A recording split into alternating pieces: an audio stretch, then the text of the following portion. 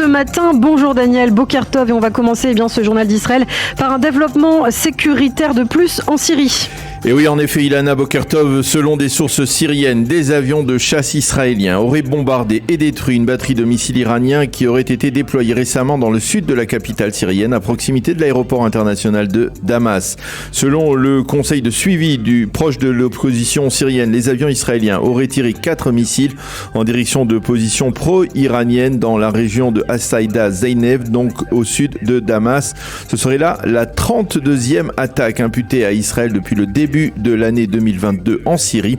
Il faut rappeler à ce propos que le chef d'état-major de Tsahal, le général Aviv Kochavi, avait révélé la semaine dernière de manière tout à fait exceptionnelle et inattendue que c'était bien Tsahal qui avait bombardé un convoi qui circulait il y a quelques semaines de là, près de la frontière entre l'Irak et la Syrie et qui apparemment transportait des armes sophistiquées destinées par l'Iran au Hezbollah.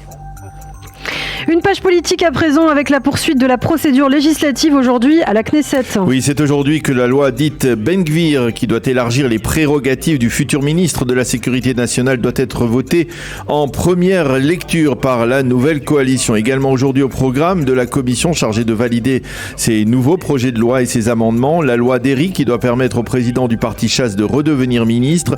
Dans cette loi d'ailleurs figurera une clause stipulant que cette mesure prendra effet immédiatement et non lors de sa publication au journal officiel comme c'est la tradition en Israël. Et pour cause, on a appris hier que le ministre de la Justice, Gideon Sa'ar, entendait retarder la mise en application de cette loi Derry jusqu'à sa publication au journal officiel. Donc dans plusieurs semaines, Sa'ar a démenti une telle information.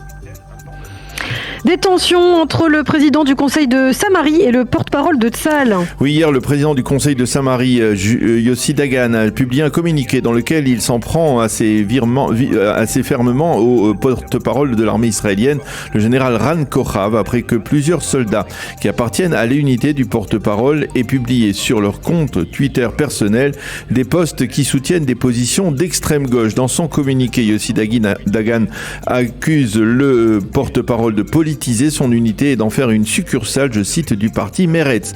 Le ministre de la Défense, Benny Gantz, a rejeté formellement ces accusations. Tsahal n'est pas impliqué dans le débat politique, a déclaré Benny Gantz, et toute tentative de l'entraîner sur cette voie est dangereuse et inacceptable. Le chef d'état-major de Tsahal, Aviv Kochavi, a lui aussi publié un communiqué critiquant Yossi Dagan, Tsahal et l'armée du peuple qui œuvre en faveur du peuple et pour le protéger sans le moindre agenda politique, a déclaré le chef d'état-major qui termine sa mission d'ailleurs dans quelques semaines.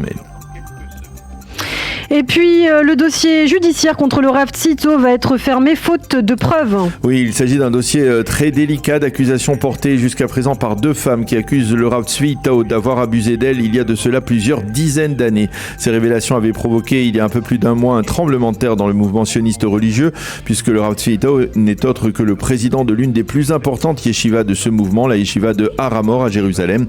La police a donc décidé d'ouvrir une enquête en dépit du fait qu'il y avait prescription sur les accusations portées contre le Rav Tzito.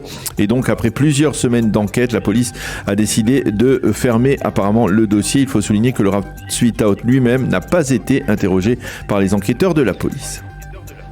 Et alors que l'on célèbre la fête de Hanouka en Israël, des Arabes palestiniens ont détruit ces derniers jours un site archéologique de toute première importance. Oui, il s'agit d'ailleurs de plusieurs sites qui figurent à l'intérieur du parc national de Samarie, qui est situé près de Sébastia, dans le nord de la Samarie. Ce parc renferme des ruines archéologiques datant du premier temple de Jérusalem. Sébastia était la capitale de la Samarie à l'époque, la ville principale du royaume d'Israël, et ce site renferme les ruines d'un palais royal du roi Achav et de son fils. Les Palestiniens l'ont donc saccagé et ont construit au-dessus sur le site une tour surplombée du drapeau de l'OLP.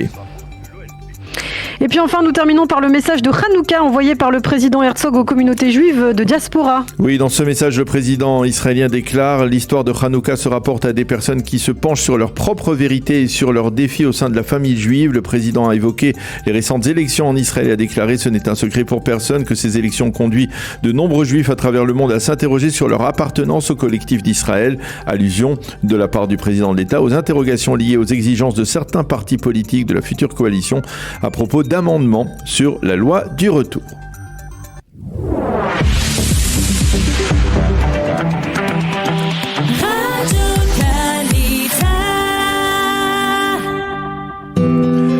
Page météo pour compléter ce premier journal d'information. Nouvelle baisse des températures, mais toujours ensoleillé, un temps ensoleillé toujours sur l'ensemble du territoire israélien. Le retour de la pluie est prévu pour demain.